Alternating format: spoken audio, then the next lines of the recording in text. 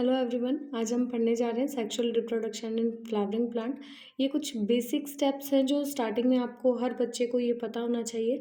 Board में इस chapter का काफ़ी वेटेज है, काफ़ी क्वेश्चंस आते हैं, नीट में भी काफ़ी क्वेश्चंस इस चैप्टर में से पूछे जाते हैं। ये चैप्टर इजी है बट इसकी कुछ टर्म्स जो हैं वो काफ़ी कंफ्यूजिंग है, तो अगर आप स्टार्टिंग से इस चैप्टर को अच्छे से पढ़ोगे तो ये चैप्टर एकदम आपका क्लियर हो जाएगा। लाइक स्टार्टिंग लाइन देखिए हमारी, the flowering plant angiosperm. Angiosperm जो होते हैं वही फ्लावरिंग प्लांट होते हैं। शो सेक्सुअल रिप्रोडक्शन, हम यहाँ पे बात ही सेक्सुअल रिप्रोडक्शन की करने जा रहे हैं। All flowering plant angiosperm show sexual reproduction. Flowers are the site of sexual reproduction. We know that कि जो फ्लावर्स हैं वही साइट हैं for sexual reproduction. Cultivation of flowers are known as floriculture. Cultivation जो होता है फ्लावर्स का, उनको क्या कहा जाता है, उस ब्रांच को कहा जाता है फ्लोरिकल्चर। और स्टडी ऑफ फ्लावर्स को हम क्या कहेंगे, स्टडी ऑफ फ्लावर्स को कहा जाएगा anthology. Floriculture, cultivation of flowers are known as floriculture and anthology is also the study नहीं, एंथोलॉजी ही स्टडी ऑफ फ्लावर्स हैं, flowering plant. The flower is the primary reproductive structure. Primary reproductive structure है, कोई question पूछा जाए what is the primary reproductive structure in plant, then we say that कि flowers जो हैं वो क्या हैं, प्राइमरी रिप्रोडक्टिव स्ट्रक्चर है। Within the flower the reproductive organ और sporophylls are produced.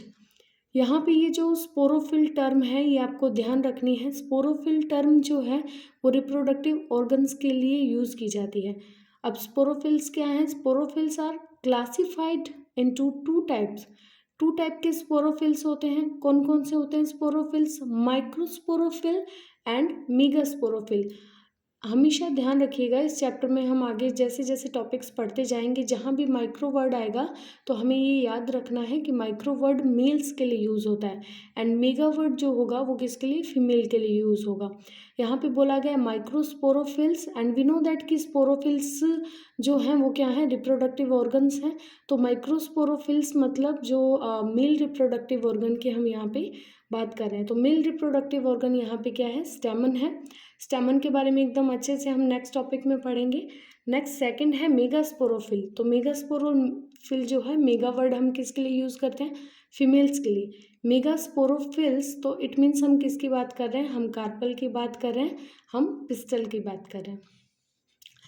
Several hormonal and structural changes result in the differentiation and development of the floral primordium. And what is the floral primordium? ये floral primordium क्या है, तो देखिए यहाँ पे ध्यान से, floral primordium was a term used to describe the creation of little birds at the end of stem. It means हम जब stem की बात कर रहे हैं तो stem के जो end पे bird like structure है जो आगे जाके किस में डेवलप होगी, फ्लावर्स में डेवलप होगी, उस स्ट्रक्चर को हम क्या कहते हैं, फ्लोरल प्राइमोडियम कहते हैं। Then next inflorescence.